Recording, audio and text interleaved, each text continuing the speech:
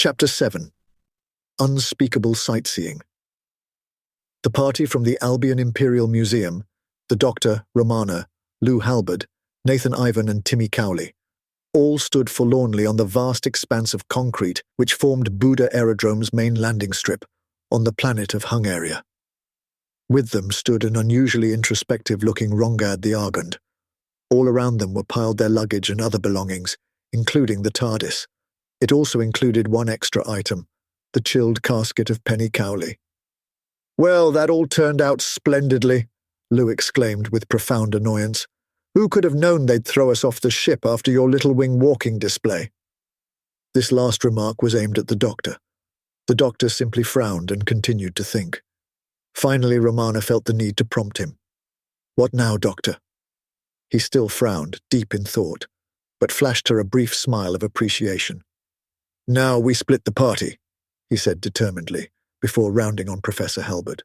"Lou, you and the others from the museum must try and exert whatever influence you have to get us back on board the A36 before it departs in 2 days. Whatever happens here, we must move on to Cairo post-haste. If Captain Povey cannot be convinced or overridden, we must get the next available ship to take us onwards. Oh, and don't forget to have our equipment transported too."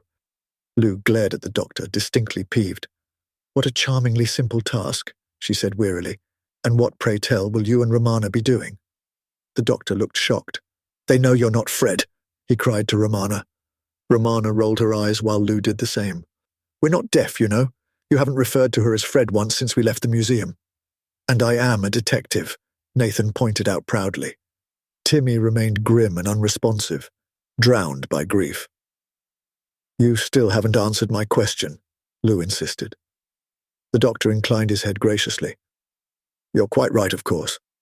While we are stuck here on Hungaria, it seems sensible to make best use of our time. We shall go to Visegrad Castle, Nugati's ancestral home. With luck, although that has been somewhat lacking of late, we might just track down our sinister Doctor and possibly the stolen scarab. At the very least, we might uncover more information as to what exactly he is planning." Nathan looked a little uncomfortable with these final words, but it went unnoticed, or at least unchallenged. Instead, the Doctor nodded towards Rongad. "And I have no doubt our Argond friend here with all his skin or blood at play will insist on joining us."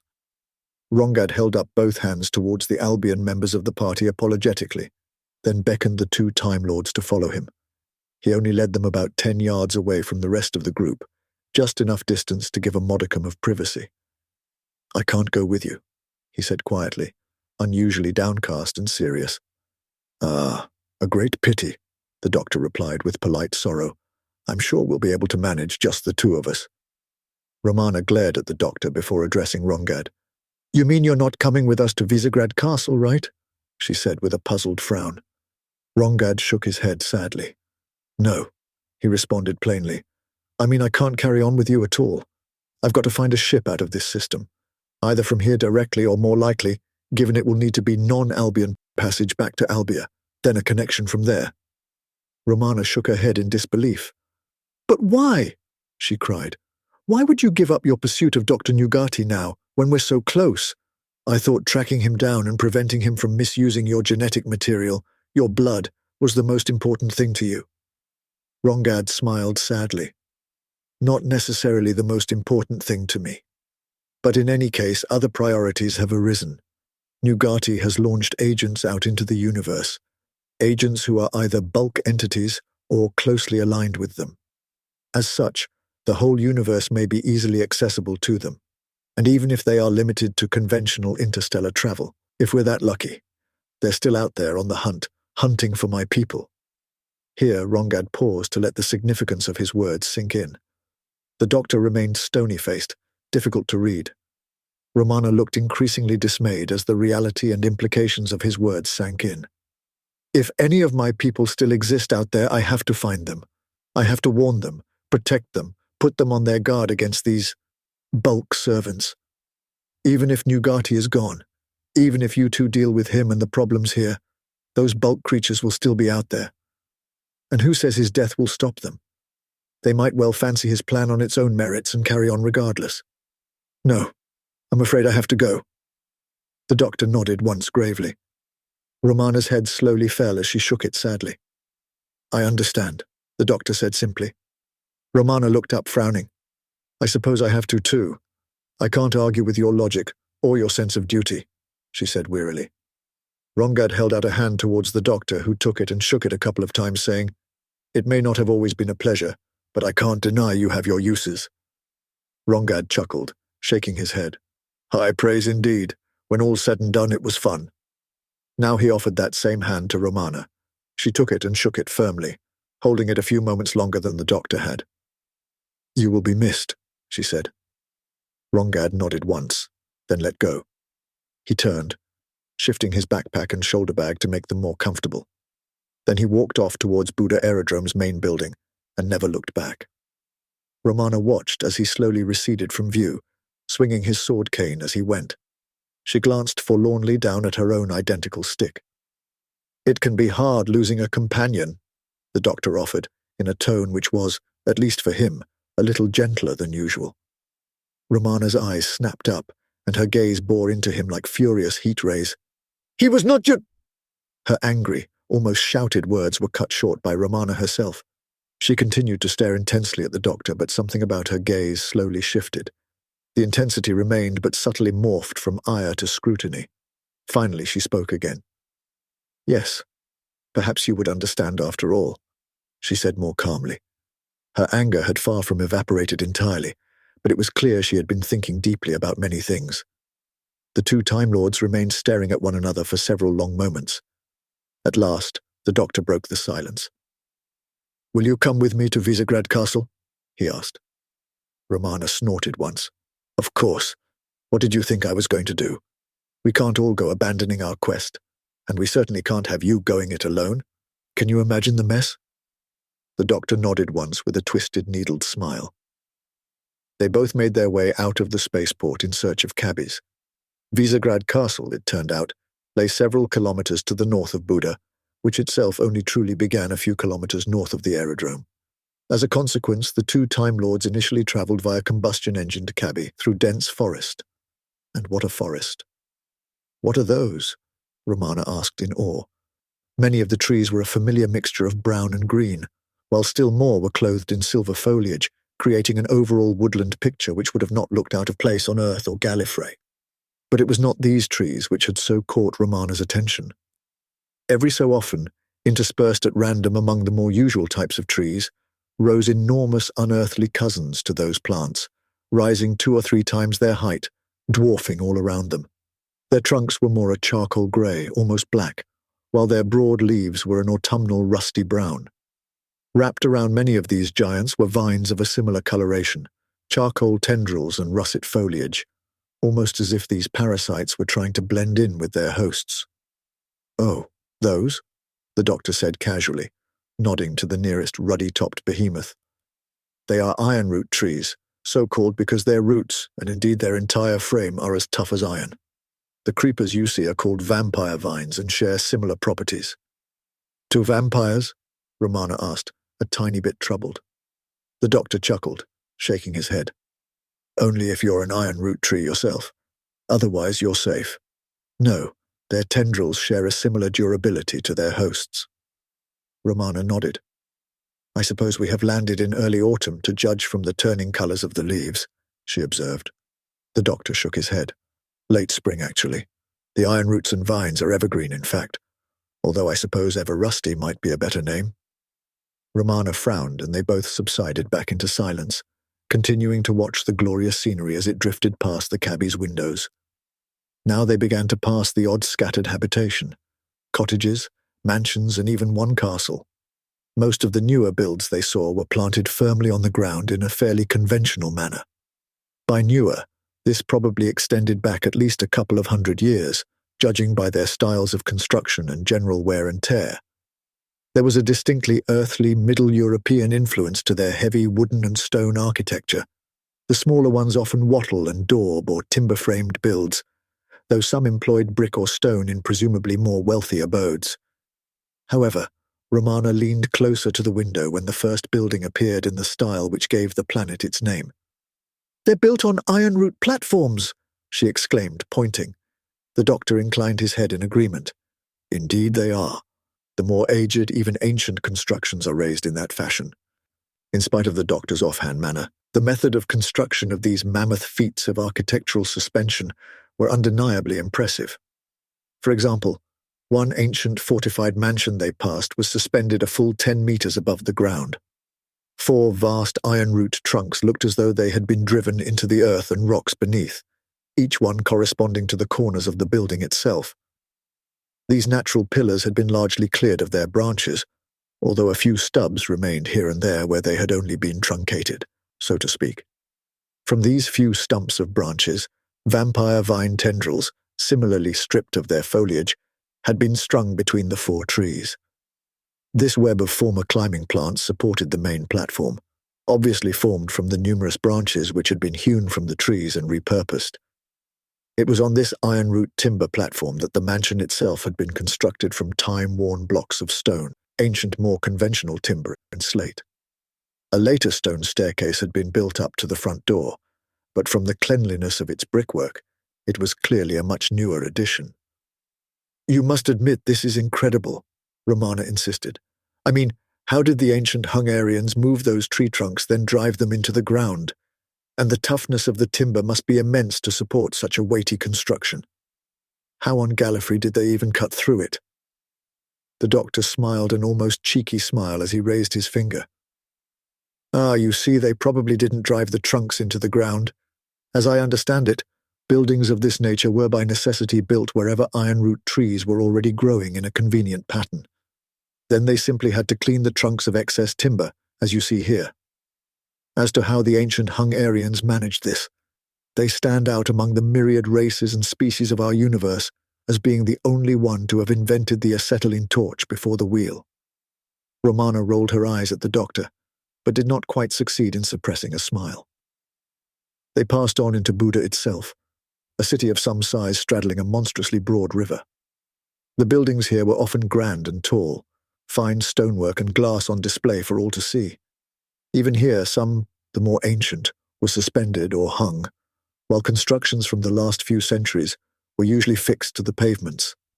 The Time Lords got an excellent view of the river, seeming to be in full flood at this time of year, as they crossed one of the magnificent vine-linked bridges arching between the 2 halves of the city. "Have you seen the Duna River before?" their driver asked. The doctor and Romana both shook their heads, awed into silence as they took in all the magnificent sights before them.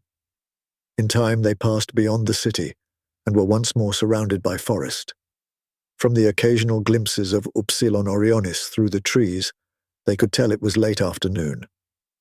After following a relatively narrow, winding and frequently potholed road, they finally popped out into a small village of almost entirely suspended cottages and houses.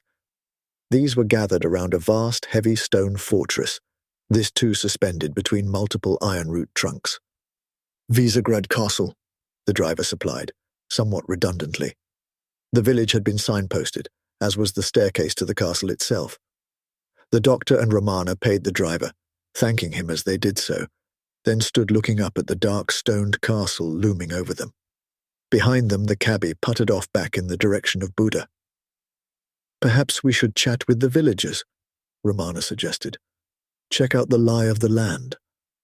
The doctor looked round at the few shops, taverns and other businesses and dwellings scattered around the open cobbled area in front of the castle.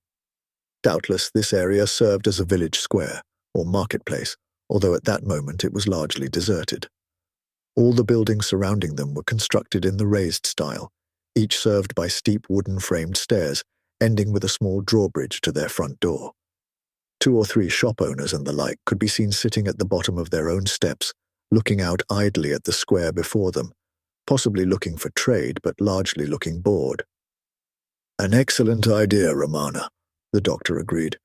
"We might at least find out if Nugati is known to be home before we try storming the castle. And who knows what other useful information we might uncover." With that, he started off towards the nearest shop with a visible owner. This turned out to be a bakery, and the baker stood up to greet them as the doctor and Romana approached. "Hello, my dear lady," the doctor said to her as they arrived. "We were wondering if we might purchase some of your famous Visegrad bread before visiting your equally renowned castle."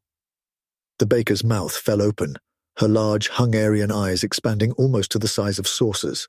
She turned on her heels, one hand flying to her puffy white baker's hat, the other hitching up her long apron and dress beneath, before she began to run up the steps towards her shop. As she ran, she cried, "They are going to the castle. The ancient evil has returned. They shall bring the curse upon us all. Fly, flee, bolt all the doors." With these final words, the baker reached her miniature drawbridge, ran across it, and through her own front door, then did just that. Meanwhile, those few people visible around the square had taken up similar cries of, "The curse!" and "The ancient evil." Soon the villagers had bolted their entrances against all comers. Even the buildings where the owners had already been inside showed signs of fearful preparations, curtains closed, shutters slammed, and still more bolts thrown. The Time Lords were now utterly alone. "Well, that went well," Romana said, nodding with feigned satisfaction. The doctor's own head bobbed in vigorous agreement. "Oh yes, far better than usual, I'd say," he enthused, even flashing Romana a conspiratorial grin as he finished. He then began to mount the stairs to the baker's door, and Romana followed. The doctor stopped just short of walking onto the drawbridge itself, remaining on the small platform formed by the top step. Romana stood next to him, both covered by a pretty wooden roof clearly designed to keep visitors dry had it been raining. As it was, the afternoon was still pleasant, sunny, and dry. "Just in case the drawbridge is also a trapdoor," the doctor whispered to Romana behind his hand by way of an explanation for their stopping. The rapid nodding of Romana's head signaled her wholehearted approval of his action. "Excuse me," the doctor now called out towards the firmly closed door, "but we really did just want a little bread, and perhaps some guidance." A shrill voice shrieked out from behind the door. "You'll get none from us, Save. Leave now before you damn us all. You'll bring the curse upon everyone here. Go, now!" The door opened a crack, and something was thrown towards the 2 Time Lords. It bounced along the drawbridge and stopped just short of their feet. It was a loaf of bread wrapped in brown paper. Romana bent down, picked it up, opened the wrapper and broke off a piece. Then she ate it. "It is rather good," she admitted, passing another chunk to the doctor. "You see," he replied cheerfully, "already our investigations have yielded tangible results. Oh, yes, it is good." His last remark was made with a mouthful of famous Visegrad bread. They made their way back down the shop's stairs and walked towards those belonging to the castle. "So the direct approach, then?" Romana inquired. The doctor nodded. "It seems we have little choice. Still, I've always said it was my preferred technique." Romana allowed a single chuckle to puff through her nose. Now the 2 Time Lords climbed magnificent broad stone steps leading up to the suspended castle's own lowered drawbridge. As they climbed, the doctor gazed at the empty space under the castle, which at ground level was covered by a lawn and shade-tolerant plants. "At least they won't have a dungeon," the doctor noted. Romana raised a skeptical eyebrow. "They won't have an underground dungeon," Romana corrected. The doctor grimaced, but mimed his acceptance of her point. They reached the drawbridge and began to cross. It was then that they saw a figure waiting in the entrance facing them. His features were typical of any Albion, Cairoan, or Hungarian they had so far encountered. Full lips, even fuller eyes, and a tiny nose. The 2 Time Lords guessed he was the head of the castle staff since, much like Sir Arthur Buchan's manservant Germain back on Albia, he was suited as befitted his respected station. Unlike Germain, however, this servant's attire had a much more rural look about it, the suit being cut from a thick, coarse, tweed-like material. His sturdy brown boots also looked more suited to tramping through the woods than Germain's dapper patent leather shoes ever could. "Good day, sir, madam," he said politely, but ever so slightly warily, as the doctor and Romana reached him. "How may I help you?" As they were fast becoming used to in this star system, they had been addressed in perfect English, albeit with a Hungarian accent. Both Time Lords were relieved to note that the alabaster skin of this Hungarian had the usual healthy shine associated with his species, unlike other lackeys of Nugati they had run into in Northwestwood Cemetery and on board the A-36 spaceship. The doctor bowed his head graciously to the man while withdrawing the psychic paper wallet from his pocket. "I very much think it is how may we help you?" The doctor began with his best approximation to a friendly smile, flipping the psychic paper open as he did so. "I am the doctor, and this is Romana. We have both been sent by the Albion Imperial Museum to help evaluate and authenticate items in Dr. Nugati's personal collection." The head servant frowned at the psychic paper and scratched behind his right ear thoughtfully. He then used those same fingers to smooth his longish sandy hair back over that same ear. "My name is Akos," he said finally, "steward of Visegrad Castle, and first in service to Norbert Nugati, hereditary Baron of Visegrad. He made no mention of such a visit?" The doctor spread his hands wide in apology. "Ah, of course, how thoughtless of me. You are no doubt aware of the generous contributions Dr. Nugati has made to the Albion Imperial Museum, yes?" Akos nodded his head, his face still grave and thoughtful. "Well, in gratitude, Sir Arthur Buchan, curator in charge of expeditions, promised museum resources be allocated to help catalogue the good doctor's own impressive collection. And so here we are, the payment of debts owed, so to speak." The steward of Visegrad Castle still looked less than convinced. "Perhaps if you asked Dr. Nugati himself, it would make things easier," Romana suggested, hoping to shore up the doctor's pretense. Akos continued to frown and scratched once more behind his right ear, lost in thought. "Unfortunately, Dr. Nugati is unavailable at the moment," he explained. "He only today left the castle, and I am unsure of when he will return." Romana leaned towards the doctor and whispered behind her hand, "It seems the Phoenix failed." The doctor inclined his head subtly in agreement. Romana made a great show of disappointment. "Oh, that is such a pity. Still, while we're here, we should probably make best use of the time and get to work." A low grumble came from the chief servant. "I'm not sure this is the best use of your time or mine," he said slowly. "However," he continued, nodding towards the doctor's psychic paper, now lowered but still clutched by the Time Lord, "your paperwork seems in order. There is little I can do to stop you, it seems. Please, follow me." While Akos's final invitation was grudging, it was honestly given, and he stepped to one side to allow them to enter the castle. The doctor and Romana walked through the impressive iron-studded wooden double doors. They were arched towards their tops, where they would meet when closed, and the entrance they usually filled was 3 meters wide, while perhaps half a meter taller than that at their midpoint. Akos followed the Time Lords through that same entrance, then turned to the leftmost door, slamming it shut. He then repeated this action with the right door before finally bolting them. The doctor and Romana looked at one another with raised eyebrows. Their apprehension did not go unnoticed by the castle's steward. "It is just a local tradition," he explained a little awkwardly. "Many centuries ago, these lands were plagued by wild and ferocious beasts. They are long gone, but the traditions and superstitions remain. We always bolt the doors when new guests arrive to ensure the safety of all." The doctor and Romana both nodded their understanding, wearing friendly smiles, trying their utmost to eke out as much cooperation from him as possible.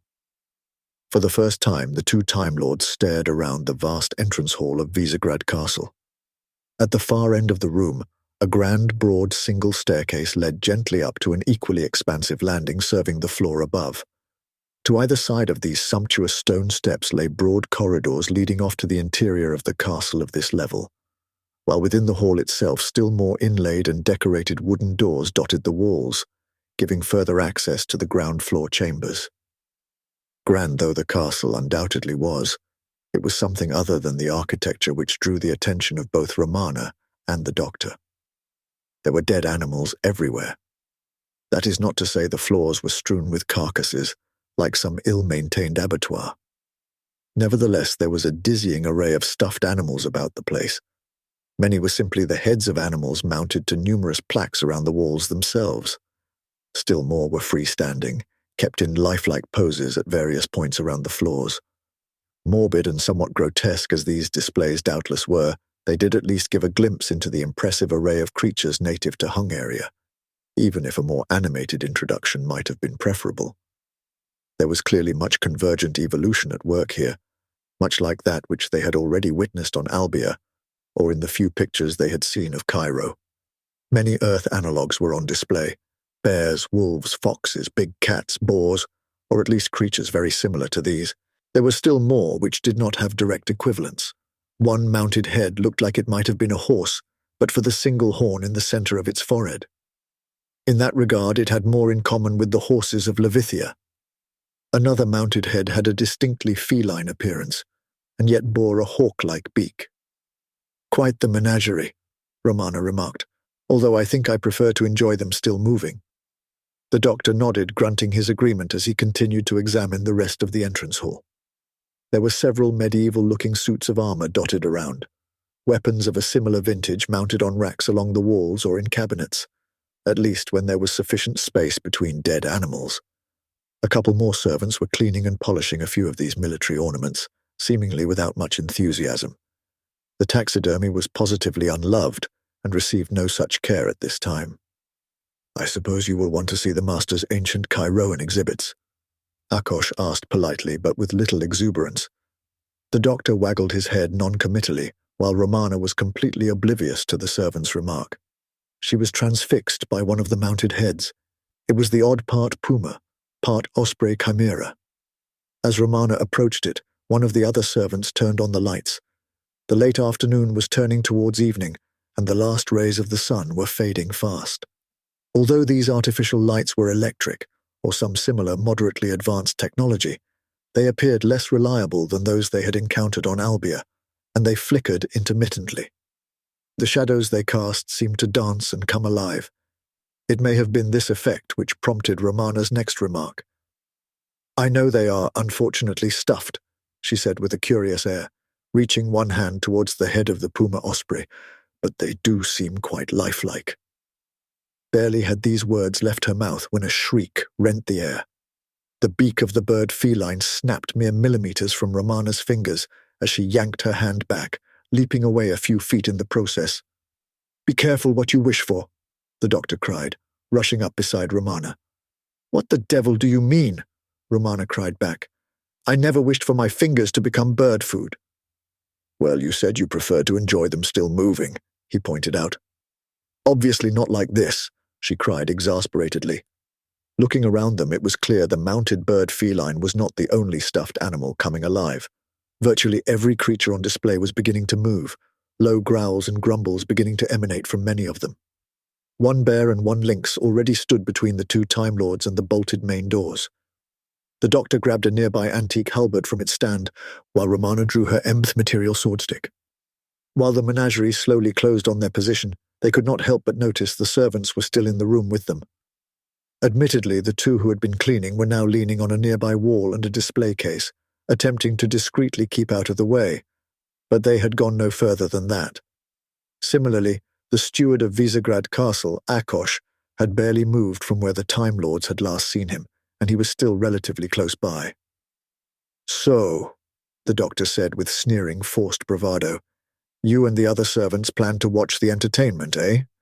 No doubt you'll finish the job of tearing us to pieces if these unfortunate creatures fail." Akos looked aghast. "We are not like these things. We are alive, just like you. We're Nugati's servants, true, but we're not his hired assassins." Romana looked contemptuously at him. "You expect us to believe you knew nothing about these things? Their sudden reanimation was a complete surprise, I suppose." The servant looked at his feet. "No. We knew Nugati had used his accursed concoctions on these dead things long ago. Knew he had left them with basic instructions to kill anyone not of the household. But we did not make them, and we will not help them." "Then help us," the doctor pleaded. As he said this, he swung his halberd towards a nearby boar who had crept quite close. It snorted and took a step back, but not very far. "We cannot," Akos wailed. Among their instructions is to treat any who might aid you, any who try to obstruct them, as no different from yourselves. We'd be torn apart right along with you." Romana suddenly remembered something. She sheathed her weapon, then reversed it. Using it as a club, she swung the heavy brass pommel at the snarling head of a wolf. She struck true, and the beast rolled away from her, whimpering. "Bad wolf!" Romana barked at it, but all too soon it had found its feet again. A small amount of purplish ichor oozed from a gash above its left eye. "So," she hissed at Akos, "you're fine, just as long as you do nothing and watch us die, right?" Akos looked downcast and ashamed. The doctor's face brightened. "Would you still answer any questions we ask?" he said. Akos looked puzzled. "But of course," the servant agreed, amenable but confused. "And if we asked you to take us anywhere, would you show us the way?" At this point, both the doctor and Romana swung their respective weapons, moving back to back as they did so. They then gracefully rotated on the spot in order to exchange opponents. "Of course," Akos agreed again, almost cheerfully. "But what if the creatures count that as obstructing them?" Romana pointed out. "Did you have to mention that?" The doctor hissed at her under his breath. Akos contemplated this for a few moments.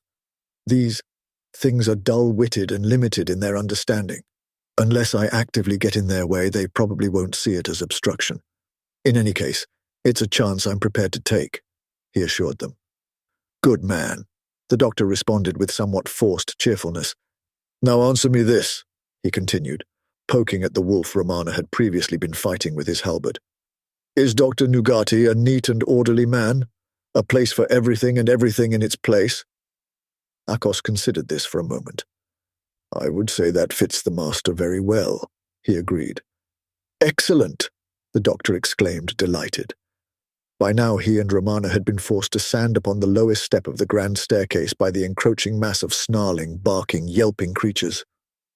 "Can you take us to where he keeps his ancient Chiroan collection?" The steward of Visegrad Castle nodded enthusiastically. "Naturally. It's up the stairs behind you. I'll show you the way." He dashed past the revived beasts and waited for the two Time Lords to follow him a couple of steps above them. "Doctor, this hardly seems like the time to keep an appointment," Romana insisted with concern. The doctor shook his head.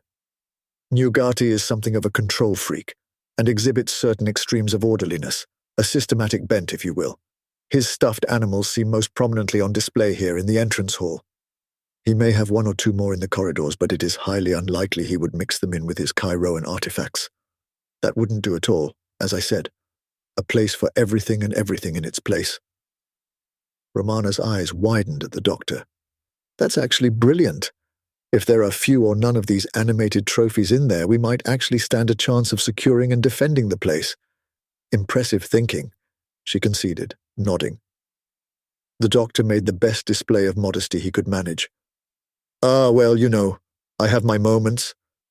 As he said this, a bear's clawed paw whizzed past his head mere millimeters from his left ear.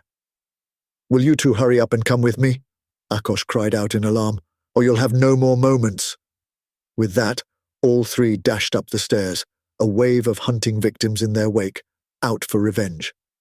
As predicted, there were one or two animals on the loose in the corridors above. They made no move to impede Akos as he ran past them. He was known to them. However, the doctor and Romana had to bludgeon and poke their way through to keep up with him. They mounted another smaller flight of stairs to the floor above. When they arrived, they found more corridors which now seemed bereft of animated animal corpses, as they had hoped. As it turned out, not entirely bereft.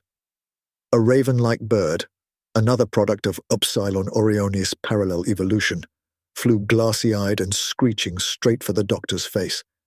He froze in his tracks, the traumatic associations of that image robbing him of any other thoughts and paralyzing him with fear and grief. There was a thwack, and the crow flew back up the corridor like a baseball. This was precisely how Romana had hit it with her sword cane. She inclined her head once at the doctor, with a smile of satisfaction. The doctor nodded his thanks back to her with a twisted, strained smile of his own. Akos threw open a heavy set of double doors about halfway along the corridor ahead of them. "Quick! In here! It's the Chiroan exhibition room." They all hurried into the room and slammed the doors behind them. Each door had a bolt which could be lowered into the ground, and so Romana and the doctor took one apiece and did so. Only then did they turn to examine the room itself. The display space was quite generous, a rectangular room with a high-angled ceiling formed by part of the castle roof itself. The roof was not slate or stone as they had expected, based upon what they had seen from outside. This one room had had its roof replaced by a pitched one of glass panes supported by an intricate iron framework, essentially a giant skylight. By now the sky had darkened almost to black, and the first few evening stars were beginning to peek through.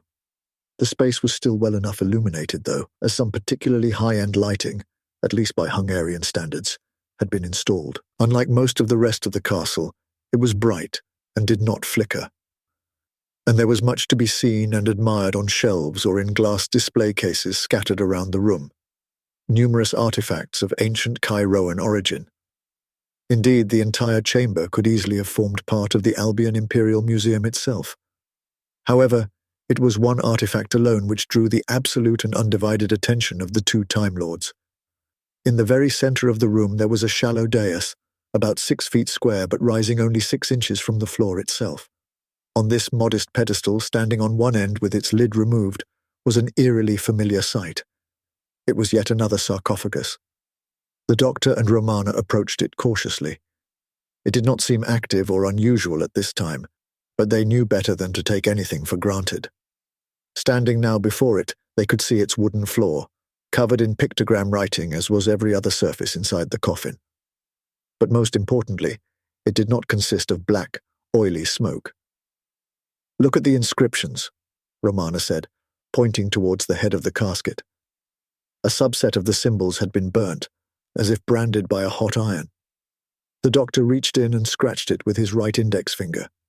He withdrew it, and without once licking it, examined the substantial quantity of carbonized wood adhering there, and also jammed under his fingernail. "I would say this has been burnt quite recently," he concluded. "I suppose we know how Dr. Nugati so recently departed Visegrad Castle," Romana observed. "No doubt," the doctor concurred. "It's a pity we can't use this to follow him." "Why not?" Romana asked. "I mean, we could kill 2 birds with 1 stone, so to speak. Pursue Nugati while at the same time avoid our animal friends outside?" The doctor raised an eyebrow, accompanied by another twisted grin. "Haven't you stoned enough crows today?" he asked. No, he continued. "I have to question the wisdom of your plan. Even if we could figure out how to operate this device, without accidentally setting fire to it, for example, we would still have no idea if we could do so safely. Remember poor Lou's arm. I already have a couple of billion years or so under my belt and have no desire to add more millennia." Romana looked as though she was about to take issue with something he had just said, but then appeared to reconsider. Instead, she said, "I suppose we can just wait here until the animals naturally disperse as they wander the castle in search of us. Then we can make a dash for the front door, unbolt it and try and find some transport back to Buda Aerodrome." Before the doctor could give his appraisal of her plan, they were both distracted by a sudden shift in the lighting. Above them, hidden until now by passing clouds, 3 glowing discs of various colors and sizes appeared in the near-black sky. "Aha," the doctor said with an air of an authoritarian tour guide. "The triple moons of Hung area. It's quite rare to see them in such close proximity." Their attention was broken by a horrified cry from behind them. "The eyes of Satesh!" This outburst had come from Akos, the steward of Visegrad Castle. The doctor frowned at him. "What on Gallifrey's wrong with you?" he demanded, his disguise momentarily slipping. "They're just moons. You must see them all the time." Akos was now shaking and quivering uncontrollably with something beyond fear. "You don't understand," he whimpered desperately, wringing his tremulous hands. "When they are like that, close and staring, they bring the curse." "What are you talking about?"